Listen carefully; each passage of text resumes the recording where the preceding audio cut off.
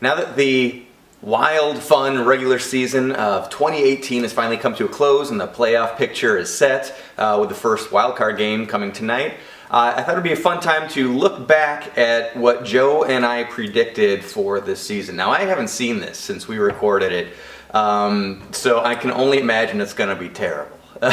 For those of you who are not viewers of our regular weekly show, my friend Joe Moran and I, we used to come on every other week and talk about what was going on in baseball. A lot of times we'd cover trades and contracts and all that kind of stuff, and keep tabs during the season as well. We haven't had the opportunity to do that during this season. At that time, we were doing it as a live show on Periscope. There's a whole bunch of audience interaction. People would tune in time and time again to watch us. It was really a lot of fun. I'm not sure if Periscope is the future of where the show is going to go. We'll definitely try out the Facebook streaming service. We might try out YouTube a little bit.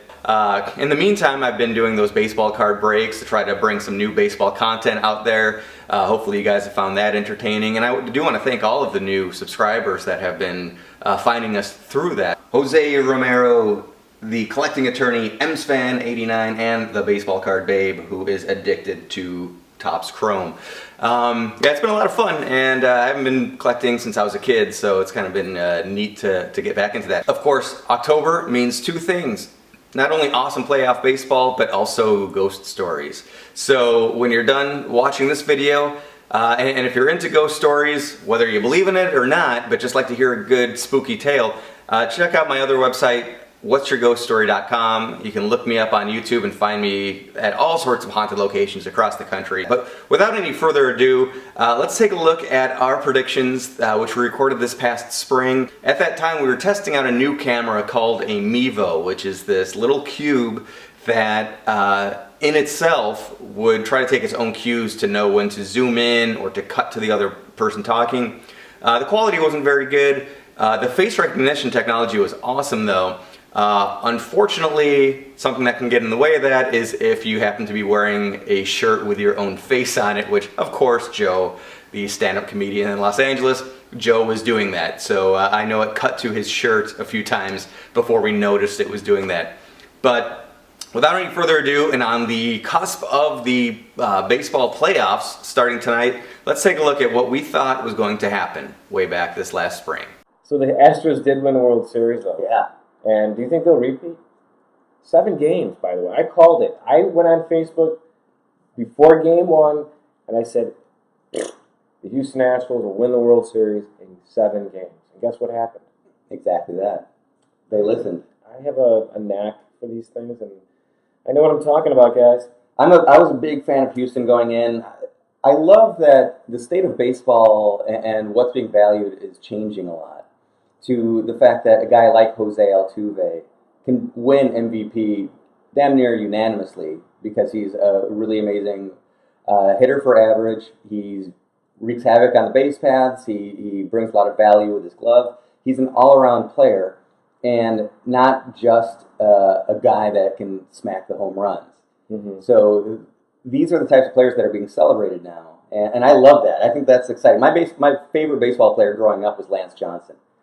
Really? One dog. One dog. Yeah. Center fielder for the White Sox. He always hit around 300, hit like 1 or 2 home runs a season. Good speed on the base paths. Triple mania. He always led the league in triples. Yeah. Oh yeah, and he was great in center field. Yeah. Oh yeah. Never fear. One of my biggest problems with Sammy Sosa involved a play with Lance Johnson. Oh, is that so? At the old Comiskey Park before the White Sox traded him away and Yeah. You know, wash their hands. Well, they got Mr. George Bell, and the rest was history. I think who's now operating a gas station in Mexico. Oh, I thought it was Dominican Republic. Oh, hey, what's the difference, right? No, but like my biggest problem was when Sammy Sosa decided to come in from right field and disrupt a play in which a fly ball that Lance Johnson had literally camped under, pitched to tent. The fire just started. S'mores going, yeah, you know, and then all of a sudden, and he's literally just like, it's just a can of corn. Just had a matter of time, waiting, and guess who comes in and makes his presence known? A very young and inexperienced, not yet roided up. Yeah. Not roided up. Sammy Sosa, and that's when I was just like, I'm done with this guy. Not Lance. Lance, I knew was Of doing course. his job. Oh, yeah. Lance was great. The center fielder has the call. He's the QB of the outfield. Yeah, yeah. So, yeah, I liked him growing up, but he wasn't my favorite. My favorite was Carlton Fisk. Oh, Pudge. I mean, he's classic. He was almost. He was badass. He was a legend. Well, he was Absolutely. the kind of Even guy lonely. like you didn't mess with Fisk. Yeah. You did it the right way, or you came after him, and I like that. He was hard nosed. Anyways, we can go on and on. We can. We've got some awesome. Robert Mukes from the House of a Thousand Corpses is watching. He was a good friend of mine. And of course, I've got family watching. Hello, Greg. Hello, Larry. Oh, hello, everybody. Ryan Keller. Oh, the Joe Moran himself is tuning in now on Facebook. Oh my gosh, this is amazing. So if you guys, I guess for anybody watching on Facebook, we used to do this show weekly, just about on Periscope, where we just talked about the latest news in the world of baseball, and took about a year off. I no longer live in Los Angeles, where the beautiful Joe Moran Studios are, but I'm in town right now, and we're doing the first show of the new season. Yeah, season 3 is the premiering right now as we speak. It's tonight, the 6th of February. And we did take that time off, but I think it was only because we wanted to do the show right. And here we are with new technology. We are multi-social media platforms. Yeah.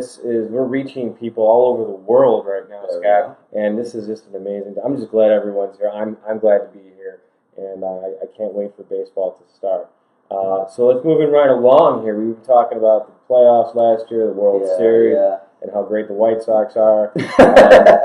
Now, moving forward, though, they're the off-season. Things happen in the off-season. Well, historically, things happen in the off-season. Usually they do.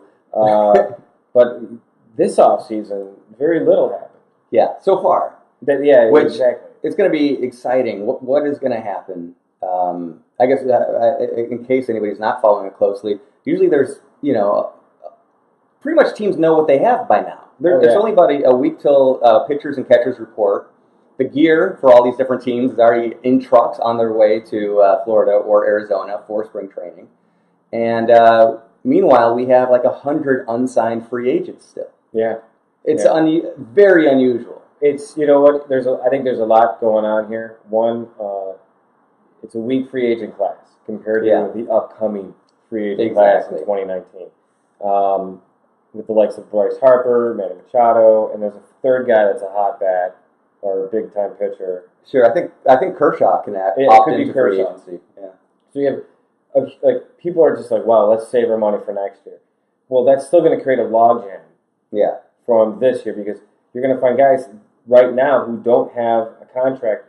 Someone's going to have to, like Frazier, who signed a 2-year deal. We're probably going to see a lot of 1- and 2-year deals in the next 2-3 weeks, shore up the players so these guys can come back next year and re-enter the free agency market in hopes of getting a better contract. Yeah, exactly. So that's one reason right there, weak market, no one's really a big buyer this year. 2 reasons, or the second reason, there's 3 actually. Second is the luxury tax cap, what you want to call it. I think that's huge. So a lot of teams that want to win this year, they want to get under the cap so they can go over it again next year and spend it on the likes of a Kershaw, Machado, etc., or Harper.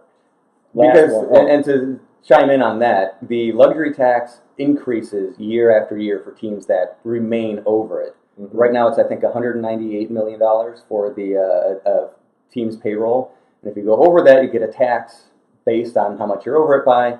And again, year after year, the longer you're on it, the bigger the percentage. But you just have to dip under it for 1 season, and then that gets reset, and then they can go over it next year at the lowest level of penalty. And I think that's what a lot of teams are doing, just trying to reset their fines. Mm-hmm. And it's just coincidental that a lot of teams are doing it at the same time. Right. Which is taking big buyers like the San Francisco Giants, like the Yankees. Whoever thought we would be talking about the Yankees trying to stay under a budget? It's like never happened in our lifetimes. Oh, well, it's all, like you said, going back to like that free agent class that's coming up next year. And I think there's one more reason, too, that it's a combination of one more thing.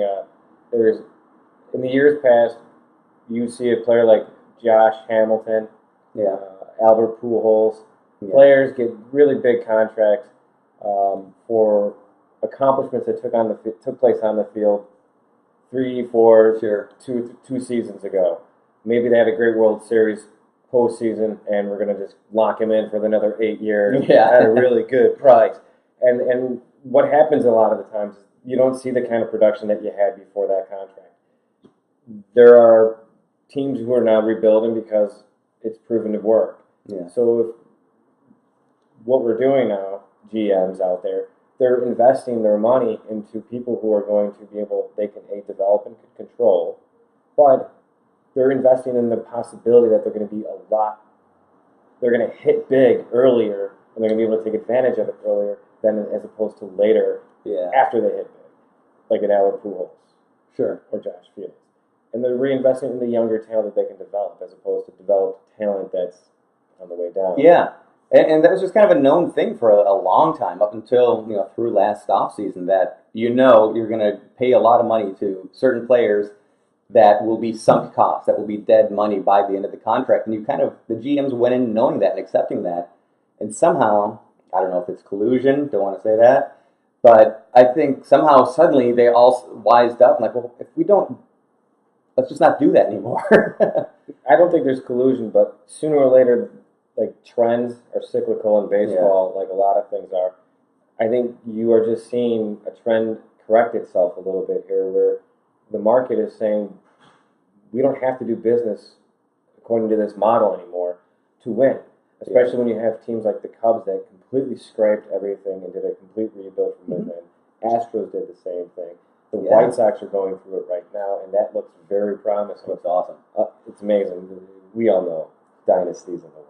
Yeah, there we go. Yeah. But like, it's, you know what I mean? Where it's like when you see other teams following suit. We're talking a couple of these are big market teams. Yes, exactly. Why wouldn't say Kansas City kind of follow suit, or maybe a Pittsburgh? Teams that are not going to be drawing in a lot of people and making a lot of money at the gate. Yeah. You know, they're relying on the revenue sharing just as much as, like, say, I am. There we go. Speaking of Pittsburgh, this is jumping around a little bit, but everybody's looking at Pittsburgh as though they are tearing it down. However, I think they're going to be a surprise dark horse team to watch this year, because the people that they got back, they traded off their star pitcher Garrett Cole, and of course their star position player Andrew McCutchen. But what they got back were MLB ready talent. So they weren't prospects that maybe in a few years we'll see them if it all works out. And I understand that the fans hate seeing stars leave, but I think that they've gotten solid players back. I don't know. I think that's the team that people are sleeping on that might surprise some people.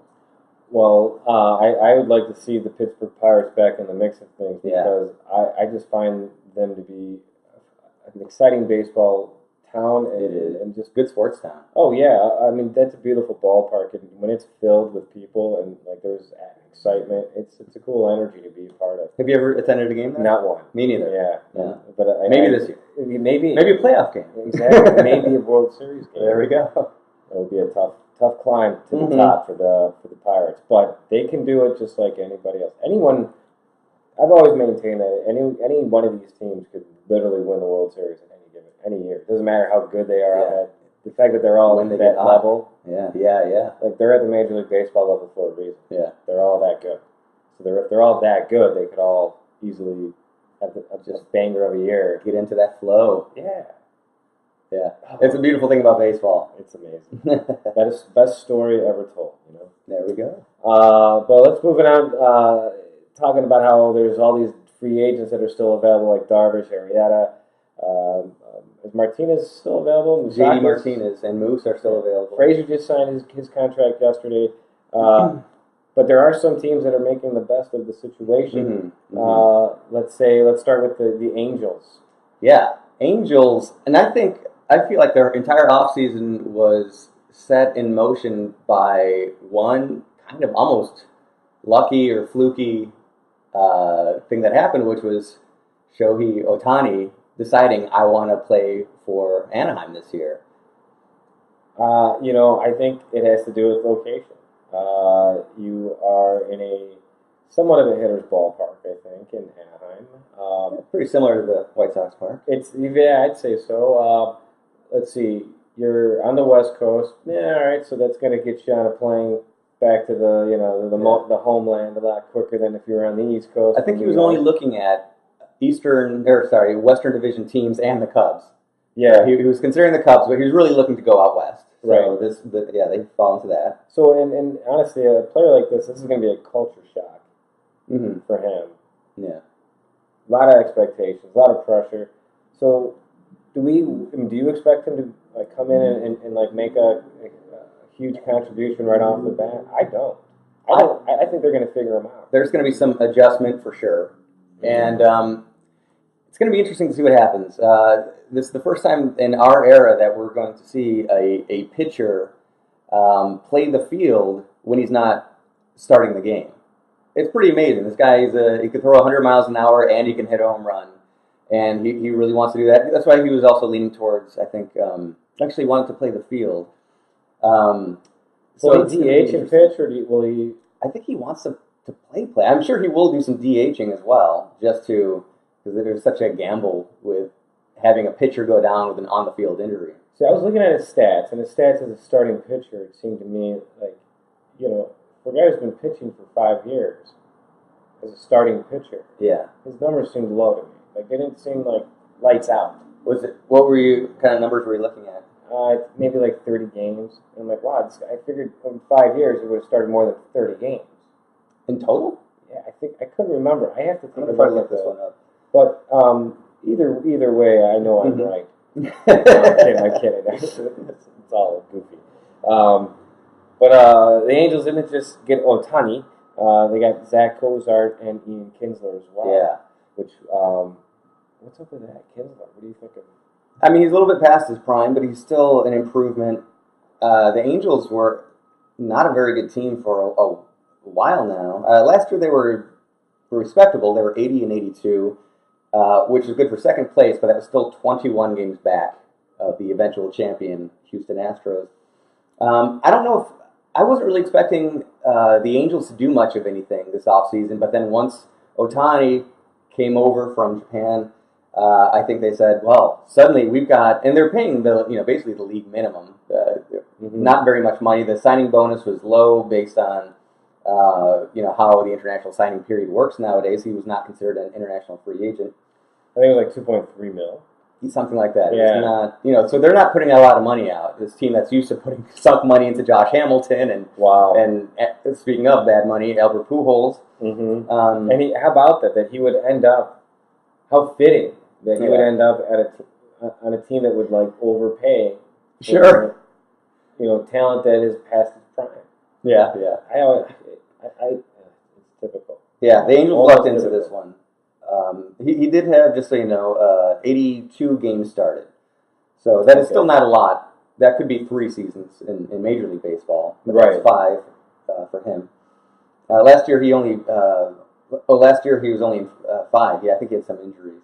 See, this is why I'm against moves like this. Like, this guy's got to come and prove himself. Then we'll give him the carrot. We're not gonna. He's got to fight for that. Yeah, and you look at his level, his batting average.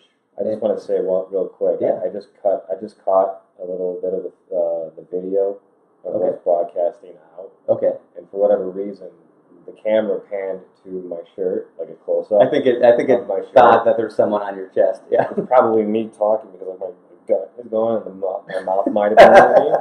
And it's like the face is there, and it's like I'm a chicken nugget champion, so it might have been check it out. So I'm sorry to interrupt. That's really amazing. I didn't sink in what that shirt was you were wearing. That's hilarious. Another reason why the technology that we have this season on season 3 of Brushback MLB is so amazing. Oh, mercy. All right. Anyways, as we were saying about so Ohtani's career batting average is 286, which is not. It's not respectable. It's respectable, but that average shows in the major leagues. In the major leagues, it's going to be a lot lower. It's going to be 250, maybe. See, I think there's tougher competition over here by a lot. I don't understand why he was such a huge, draw. Like, why is this such a hot commodity for a guy who's basically going to be an average baseball player?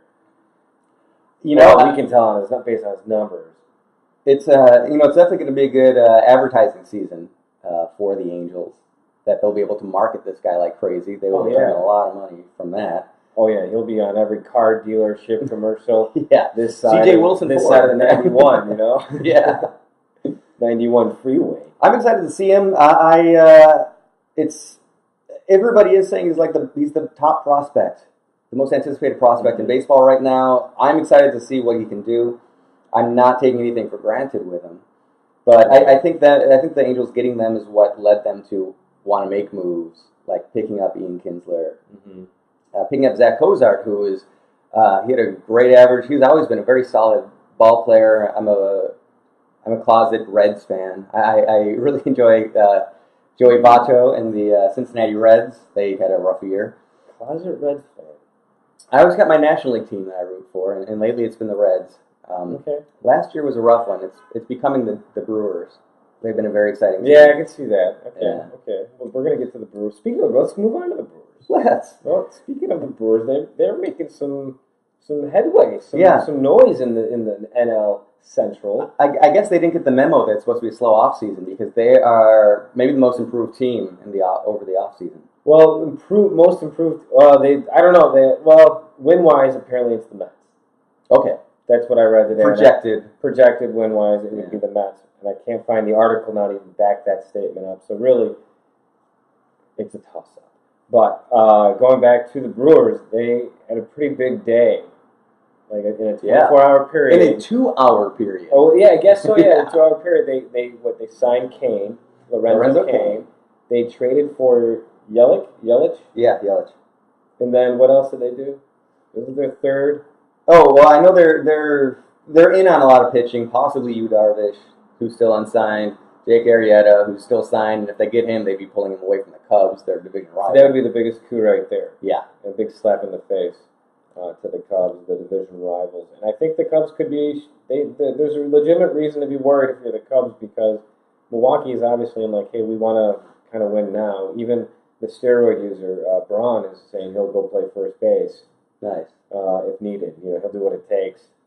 Which is when you're a big superstar like him, who's like the franchise for so many years, going from center field to first base, it's not because he's fast. No. Yeah, I know what I'm saying. It's not because the speed is increasing here. Yeah.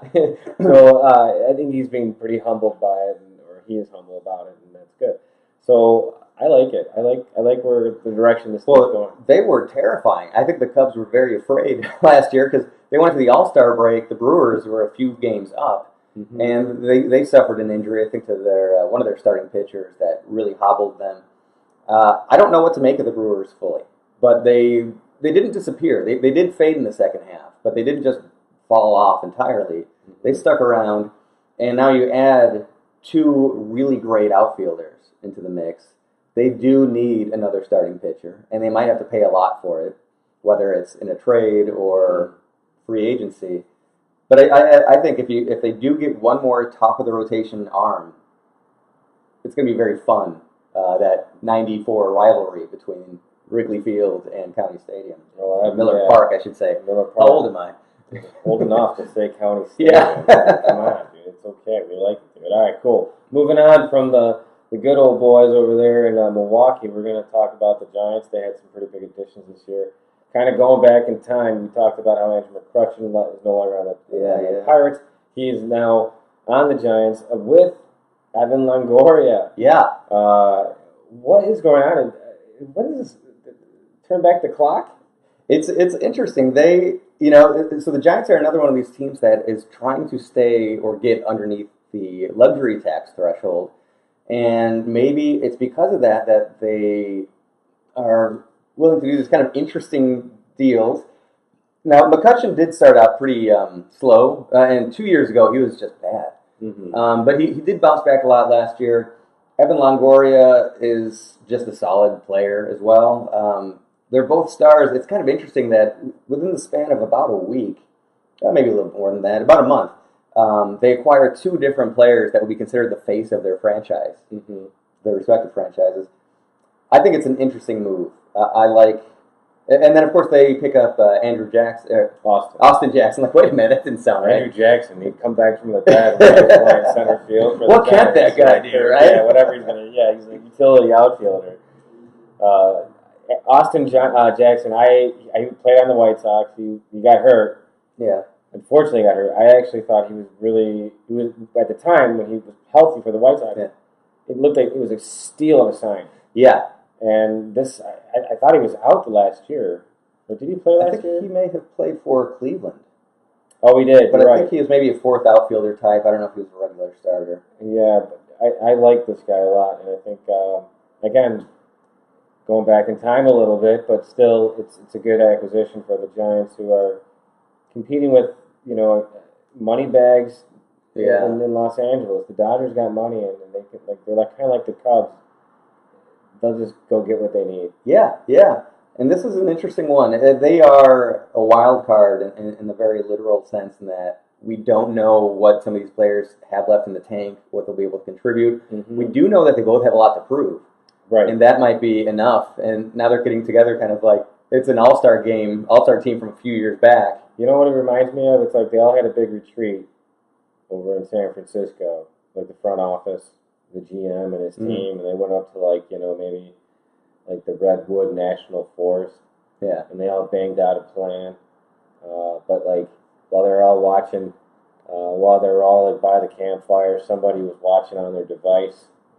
They were streaming Major League, the movie. Yeah. And how they were in the beginning, how they're going to put together a team, and they scrape everyone together before spring training, and they're all like these has-beens or never will be. Come on, Dorn died for that ball. Yeah, exactly. And all of a sudden, they all have breakthrough seasons. They're rolling the dice. And that's what's happening right now in San Francisco. It seems they're just rolling the dice, Willie Mays Hayes. There we go. And stuff like that. Maybe that's Austin Jackson. Yeah, and that's it. I wish they had gone out and picked up Jared Dyson, who's a free agent, still is a free agent. Mm-hmm. He is one of the fastest people I've seen on the diamond ever. Yeah. I remember the White Sox lost the game to Kansas City. They were, I think it was tied in the ninth, and there was just a high chopper to second base, and he scored from second base. It wasn't even close at all. Oh, wow. So Jared Dyson would have been a good value signing. Not as much offensive possibility as Austin Jackson, but I don't know, I just like watching him play. Also unsigned is Rick Vaughn. So Wild thing. Yeah. The California Penal League might be losing another player this year to the Major League Baseball. Blah blah blah. All right, cool. Right on. Moving along. We talked about the Giants, the Angels, the Brewers. Let's talk about the Mets a little bit. Okay, sure. Maybe not. Well, yeah, we can talk about absolutely. They had a pretty good day yesterday. Yeah, they got Todd Frazier for a steal, in my opinion. Frazier's a guy, his batting average has been super low. Again, I said I was a Reds fan, so I was watching Todd Frazier back then and cheering him on. That's true. Yeah. And, I wish he could get his batting average up. And this is kind of an example. I was talking about how awesome it is that people like Jose Altuve are being celebrated so much. And it's at the expense of guys like Todd Frazier, who he does have some speed, and he's got a great glove, but he's really a power hitter, not an average hitter. Strikes out a lot. I feel like over and over again, if I was going to see 4 bad calls or blown ball strike calls in a game, 3 of them would be against Todd Frazier. I don't know if umps don't like him or what. It could be the cut of his jib, He's such a nice guy, classy guy, but he might walk in a little bit too much confidence in the batter's box, and the ump's like, "Oh, I'm going to knock this guy I'm going to humble you down. Yeah, I'm going to knock you down a peg or two." And that's what probably happened. I don't know, but speculation completely. I went to when he joined the White Sox. I went to a spring training game, sat second row on third base, and just got to see him interact with literally everybody on the field. He was goofing around, keeping it loose. He was between pitches, he was facing the bullpen and talking with guys out in the outfield. He's got a strong leadership presence in the clubhouse. I think this is good for the Mets because the Mets are coming off of a bad year. They're going to get better by default based on last year's numbers. So having him in there, he'll be a nice injection in just in the morale of the clubhouse. So that's good for the Mets, and we're happy to see the competition because they're not going to scare. They might. You never know. They might not win the division, but they're definitely a wild card team right now. Well, the Washington Nationals are scary. They're still scary good. They can't advance very far into the playoffs because they've shown that they can't. Last year again, I feel like they should have beat the Cubs, but the Cubs won in 5 games. Yeah. But the Nationals, they won their division for several years in a row, and this is the last year with Harper under contract. This is the time for Washington to go for it. Yeah. They probably won't be bringing Harper back. They probably won't be able to afford to. He might not want to come back anyway. Well, their window of opportunity is now. Is now. Absolutely. And we haven't heard much of anything about them this offseason. No, not at all. And then not only do they have, they got, who's their catcher? I want to say, I think Wilson. No. Was it? Did Matt Wieters went over there? Yeah. Last offseason, which I thought was going to be a better move than it was. It didn't really pan out for him. But at the end of the day, the Nationals, they're not going to get dethroned this year. But I mean, I'd be worried if I were the Nationals because like the Mets get hot at the right time, going to the playoffs, and they're a wild card team. Yeah, they could be that team playing the Cubs or the Dodgers in the NLCS. Well, and the Mets were a team that has been just bitten repeatedly by the injury bug. Mm-hmm. Whether you're talking David Wright, who should be their third baseman, but he's on the shelf so often, and then you got your starting pitchers, which is a great rotation with DeGrom and Thor.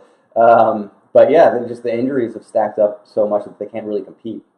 It really got too much. Let's see. Moving on.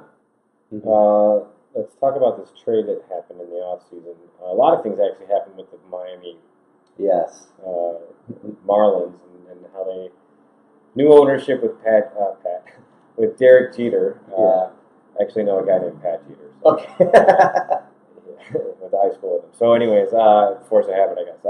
Great guy. So, but like Derek Jeter, and he's only a part owner. Yeah, exactly. He's not majority. He's a son. But Derek Jeter, the majority owner of the Marlins, shipped is it Carlos Stanton or Giancarlo Stanton to New York to really solidify the Yankees lineup and really make them a threat this year for the pennant, and really could dethrone Houston. What is going on in this world? Because now it's like back to reality, that world we were living in where we saw a diversified amount of teams coming in and winning and becoming like a dominant force in Major League Baseball, teams we have not seen in years past. Sure. Like the White Sox, the Red Sox won a World Series or 3 or 2. Yeah. Cubs all of a sudden won a World Series. The Tigers all of a sudden were back in the thick of it at one point. Mm-hmm. Old school teams, and you have teams that are like the Rockies coming out of it. It's like it wasn't always the Yankees. Yeah, over and over again, right? Now and that's of course the Indians recently as well. That's 05 they went to the series. So but like going back, so now the Yankees are like they're in a position right now where they are that team that like everyone's like screw the Yankees all over again. It's like fuck them. We can't stand them because they're now the Yankees, and that's just it's like how people feel about the Patriots and Tom Brady. Sure. This trade pretty much like they already have Aaron Judge. Yeah. Who's the other guy they got in that lineup? They got a great catcher. They got like four in their lineup, 1 through 4 or 1 through 5, which is solid.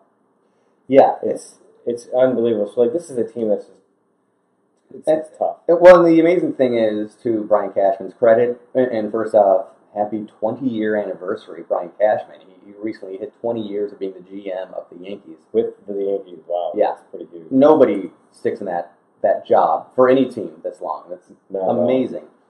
But we're used to the Yankees buying themselves good teams. Mm-hmm. And that's kind of what we've come to expect and live with as baseball fans. Yeah. Not stealing, but, taking free agents away, giving them way more money than their competitors could. Yeah. But then not this year, but in recent history, they've developed some players too. Because they got this Giancarlo Stanton, a guy that has a $300 million contract, and they're still staying under the luxury tax because some of their other star players are developed from the farm. Yeah, and then they're under control.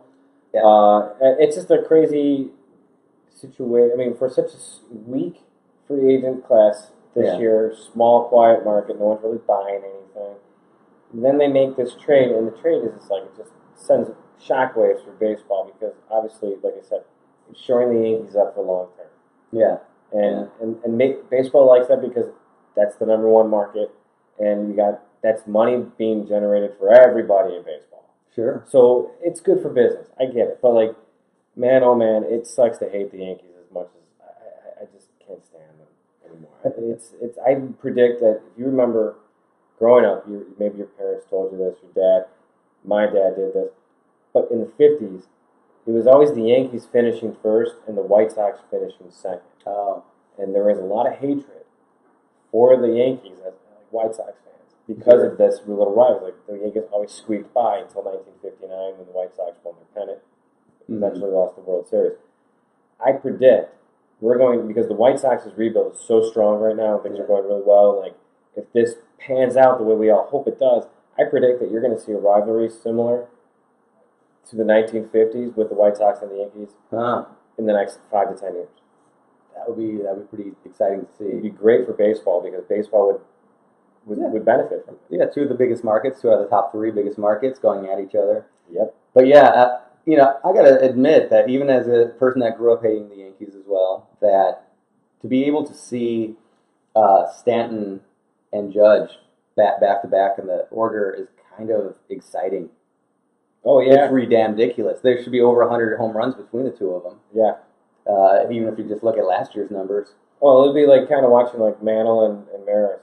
Sure. You know what I mean? Like, just like these guys are, because they're beasts. one is going to see better pitches every single time because whoever's hitting in front of the other guy. Yeah. You know what I'm saying? Like the other guy, the opportunity to hit better, more home runs is going to be there. Yeah. And whoever's not, I'm sure there's a third and fourth. Sure. I don't know the lineup off the top of my head, but I know there's they got a power lineup.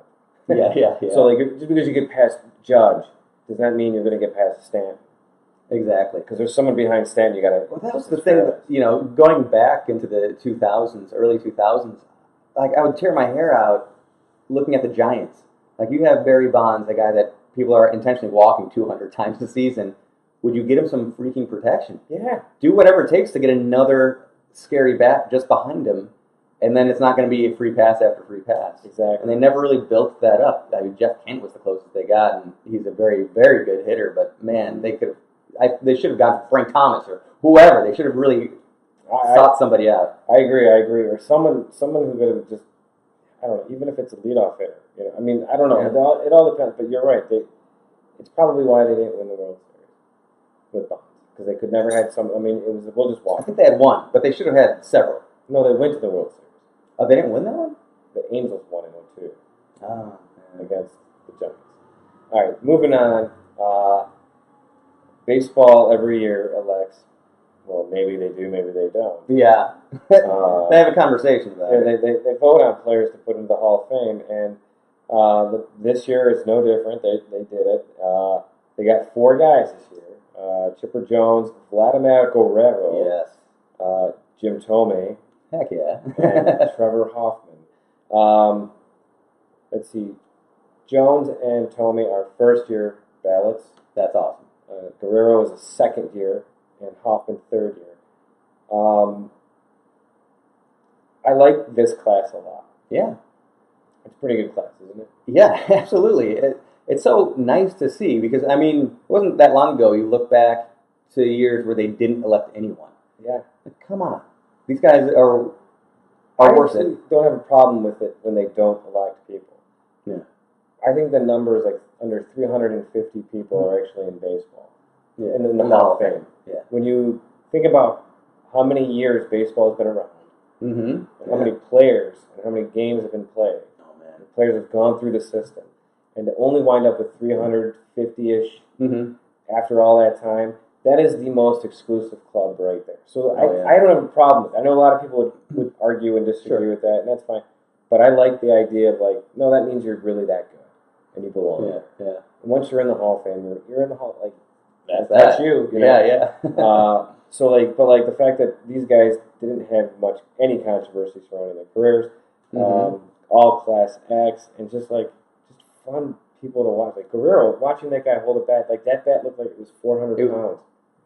Yet somehow it looked like a twig, also, because he just His flipped that thing around. Yeah, exactly. it's so amazing. But then you had like Chipper Jones, just all around just that kind of like a 5-tool player, right? Like, I mean, this guy's defense was not very fast, I don't think, but otherwise, yes. Right? Yeah, exactly. But like, awesome, consistent, always there. Just play the game right. Mm-hmm. Awesome. Tony. And I like these guys like Tommy and Jones, who they're obvious Hall of Famer. So let's just get them in right away. Yeah. Why? Yeah. I agree. That's true. I heard somebody else say in the last week, if that guy wasn't a Hall of Famer last year, he hasn't played another game. So why is he suddenly a Hall of Famer this year? You know. I agree. I do think it's cool to stick people on, keep people on the ballot and yada yada. But why was Ken Griffey Jr. not a 100%? That's true. I agree with that too. I like the strategy of like, hey, dude, you got players who are about to leave the ballot. They're kind of on the fence. Yeah. I need to keep them on the ballot though, so I'm going to vote for them. Hopes that they don't get pushed off the ballot, but they're not going to the Hall of Fame. So we all know that. I'm cool with that kind of strategy. I like that because now you're manipulating and you're making it. That's the market correcting or being true to itself. Sure. But like I love that. I love that. And then let's just go back to Tommy really quick. Mm-hmm.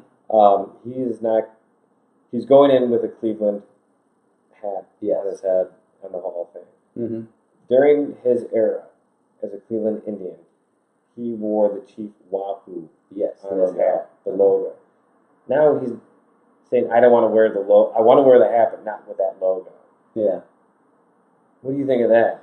It's weird. I mean, he had to have worn some hats that didn't have that on, like if it was a road game or towards the end of his tenure in Cleveland, I think. Well, then I think that's fine then, because then it's not a historically inaccurate one. It's not like it's a hat that he never wore. It might not be the most recognizable one, but as long as he did wear that at one point, I'm okay with it. I'm okay with it. I'm okay with it, but I am going to play devil's advocate. Sure. Right? And here's the thing: it's like the Hall of Fame is to preserve the history of the game, and part of baseball's history, like the Negro Leagues. Sure. Yeah. All that stuff. All that's all been preserved. This is part of that, and they should preserve this. Oh, look at this! We getting a call already. That's Tommy saying, "Hey, watch it. I hit 600 home runs. I can tell you what logo to wear." All right, one sec. All right, sorry. All right, we are. I think we're done with the Periscope feed. What happened to it? Oh, hold on, real quick. Let me. Oh, I ended the empty chair. That one ended. So we're no longer on Periscope. That one's done, but that's okay. Someone called. Oh, mercy. Where were we? Oh yeah, preserving that part of the game. It is acknowledge it for what it is. Maybe put some kind of asterisk. Sure. If you will. I just don't think it should be like completely scrapped from what that's part of his career. It is, but or he could wear a White Sox hat. I'm certainly fine with that. I think that would be the easier solution here. It could be Chief Wahoo wearing a White Sox hat, and it's a picture-in-picture. I'd rather just Tommy wearing a White Sox hat. I think that'd be great. And I think as long as the Baseball Hall of Fame doesn't go back and change, which this is not. That's another thing. Would you go and do that with other like Warren Spahn or like absolutely not whoever else? No. So they wouldn't do that for them. No, but again, Tommy did wear this other logo, and it's his call. So that's true. I don't know if the Hall of Fame contacted him to talk to him about it, or if he's just saying it because he's saying it. We're gonna have a talk. Okay. And I've asked to be on the phone call. I even offered to FaceTime. I just think my voice should be in the room. And you'd be wearing a headdress at the time. No. I'm just really not. I'm not all about preserving Chief Wahoo as much as getting him to wear the White Sox hat. There we go. That's really the goal. I dig that. Totally. Other people did not make it. Yeah. Lucina Martinez, Mike Lucina, Edgar Martinez, 5th and 6th time on the ballot, or 9th time for Edgar. Really? Oh, he keeps creeping up. I was so happy last year when Tim Raines, he was in a similar position, just kind of slowly hanging out in the 70s, and finally he got to the threshold that he needed. That's true. So I think next year might be the year for Edgar Martinez. I saw a lot of people talking about how Manny Ramirez should be. I'd have to look at his numbers, but I mean, he was one of the most scary hitters of his era. But he's a steroid. 2 or 3 times he got caught using steroids. That's right. So, like, all of a sudden we're going to, but he had these numbers. Like, yeah, but Yeah, so did Bonds. So it's and Sosa, and like Sosa keeps getting like lower and lower on the list every year. Sosa's at 7.8%. Yeah. Just ahead of Andrew Jones, just ahead of the cutoff. So both of those guys will be on it next year as well. Right. Scott Rowland is a guy that was a phenomenal player. I figured he would have been a little bit higher up on that 10%. I mean, I think Gary Sheffield belongs in the Hall more than Ramirez. Larry Walker does. McGriff does. Omar. I'd love to see Fred McGriff in there. Schilling doesn't because I just think he's an ass. I know. It's so hard to separate the two. He's kind of like the Ty Cobb of our generation. Like, no one can stand the guy, so fuck it. You know? Yeah. get rid of him. We'll let your bloody sock can be in an exhibit, but we're not going to give you a plaque. Exactly. You just keep your politics and get on here. Yeah. Let's move forward here. Who else is it? On that list, Barry Bonds and Clemens did not make it again this year. Yeah. You know. What do you think they will ever get in? Do you think they should ever get in? No, I don't think they should get it. Yeah. I think they made their deal with the devil. Yeah. And that was, you get to break all these records. You'll be the god in the arena as it's happening. And you'll get all, like, people will love you. Oh, yeah. You get your paychecks and all that.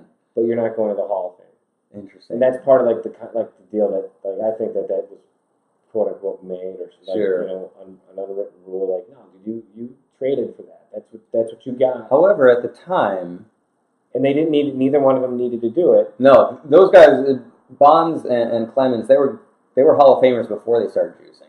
Yeah, which that's something to consider too. But that's just like, well, that's when you have it in your hand and you let it slip away, and it's like, hey, you were in control of it, and then you drop the ball.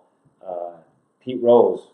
He's not in the Hall of Fame because he gambled, and that's like, hey, he should be in the Hall for what he's done on the field. Yeah, sure. As a player, but as a manager, he let what he did as a player slip through his hands because he gambled and lied about it. See, I think Rose should be in the Hall of Fame as a player. Yeah. Yeah, as a player. Yeah, I have no problem with that. I mean, he's doing commentary for Fox News, or not Fox News, Fox Sports. Fox Sports, yeah.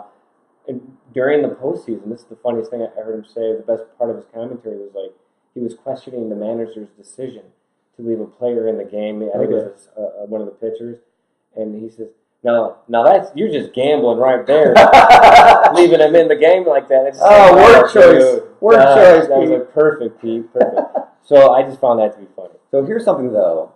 I love conspiracies of all sorts. I think baseball would be best served to try to get Bonds and Clemens in. Because every year we have these conversations that are bringing back up the steroid era. And if they just let them go in, and then we just kind of won't think about it, won't talk about it. Because they'll be on this ballot for another couple of years, and then they're going to go into like whatever that secondary ballot is of the old timers that get to vote on it. Yeah. And then the conversation is just going to keep coming up. I think the fact that they don't get in, the conversation will continue to happen. And as long as the conversation continues to happen, baseball will be happy. Yeah. You know what I mean? Like, that just keeps them in the forefront. And once the conversation stops, no one's going to care anymore. Sure. It's like Sam and Diane. Are these two going to hook up or not?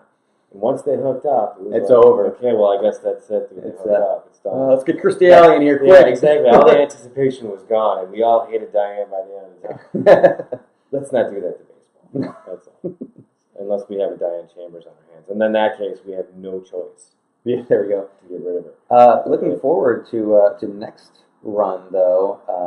I'm very excited. I hope Roy Halladay is a first ballot Hall of Famer next year. You think he will because he died? I don't know if he will, but I think he is a Hall of Fame player. I think his numbers are there, and he was, as we talked about, he was a leader. He was just a great pitcher, one of the best of his era. And he might get a little, I hate to say it, but he might get a little additional boost because of the tragedy that took his life this year. Yeah, I mean, he was a great pitcher. Yeah, he's going in. Why make a person that's not even around anymore? Why make them wait a year or two? Just get him in. He earned it. Yeah, I think that's like that acceleration process, like what you're saying. Like, hey, why are we playing the semantic game here? Like, just put the guy in. Yeah. And let's move on and talk about people who we really hate. There we go. That we don't want. Yeah. That's really what this conversation is about. It's not whether they're worthy of being in the Hall of Fame. They're on the ballot because they're good enough to be in the Hall of Fame. Like, everyone, I guess, goes on the these guys were having these conversations because like that's how good they were. And Yeah. they're so good. Some of us hate them. Yeah, yeah. And for a lot of reasons, and that's fine. But like that fuels the conversation, and that's good.